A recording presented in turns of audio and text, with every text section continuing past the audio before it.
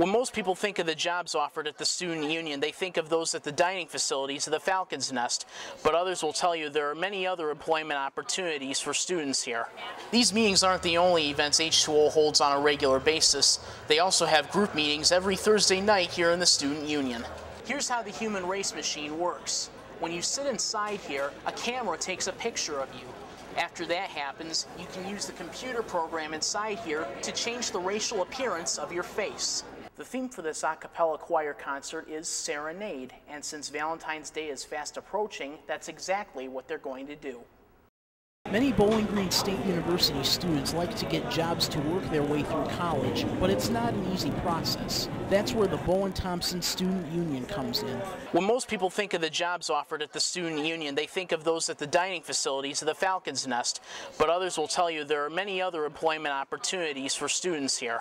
One popular place for student employment is the university bookstore. Brittany Owens says she appreciates how flexible the work hours are scheduled around her classes. It's not too hard to balance. We have a pretty good schedule going on where the managers are pretty flexible with balancing classwork and schoolwork and working basically at all. Joey Hessling also agrees that working at the bookstore has its benefits. He says he especially enjoys meeting the people he meets every day.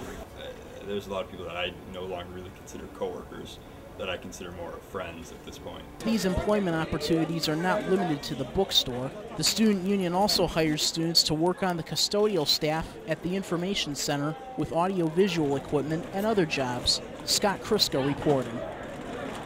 Bowling Green State University has several different religious and spiritual organizations, but one is geared toward all Christian denominations. H2O meets every Sunday morning at 11:30 in the Student Union's multi-purpose room for an approach to faith that targets college students in particular. Brian Wiles is one of the leaders of this group.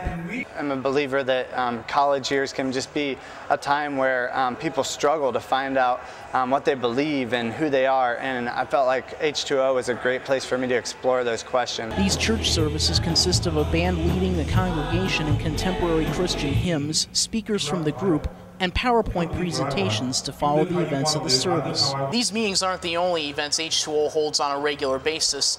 They also have group meetings every Thursday night here in the Student Union. Every Thursday night we have fusion groups. Those are kind of smaller groups that meet all across campus. We have 6 or 7 different ones that meet in the dorms or here in the union. Jamie Sayati is a longtime H2O member. And I've met my best friends here and my friends for life. It's just great Christian friendships that we support and encourage each other. H2O draws many students every Sunday morning and Thursday night, and with the focus being on the college age group and the music of the group's band, it's easy to see why. Scott Kriska reporting.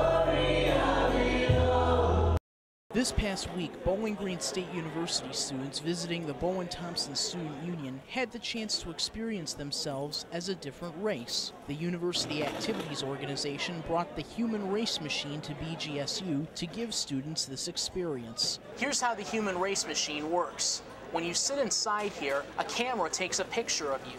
After that happens, you can use the computer program inside here to change the racial appearance of your face. Afterward, those who participated wrote their reviews on this bulletin board. Ariel Wadzinski says she found it interesting to see herself in a different skin color. I think that it's just a really interesting thing to have it morph your face into something that you normally wouldn't see. But Carl Pajak says while the machine was fun to use, it could use some changes to be more accurate. I put myself in as white first, to transform myself from white to white, and I looked ridiculous. The UAO says they booked the human race machine in light of Black History Month. They hope that the experiment provides a positive message about diversity. Scott Kriska reporting. Whether you still have yet to find the one, or are celebrating Valentine's Day with the one you love, what better way to do so than with a great concert? The theme for this a cappella choir concert is Serenade, and since Valentine's Day is fast approaching, that's exactly what they're going to do. The a cappella choir will perform this concert Saturday morning at 11 a.m. at Bryan Recital Hall. This is part of the Young People's Concert Series, performances with varying themes that are geared toward children. Timothy Clater is the director of this ensemble. It's not just about us. There's a service component in this, and this kind of concert is for families and their children. While the a cappella choir will be performing songs together, they have also divided to perform different songs in individual sections. Megan Cassidy is among the students in the choir. She says she is glad to be involved in this performance for both herself and the audience. I hope that it brings the choir closer together by being able to hear everyone perform different pieces and just being able to perform with everyone in general. It's just one of many young people's concerts that BGSU's College of Musical Arts has on their itinerary. Scott Kriska reporting.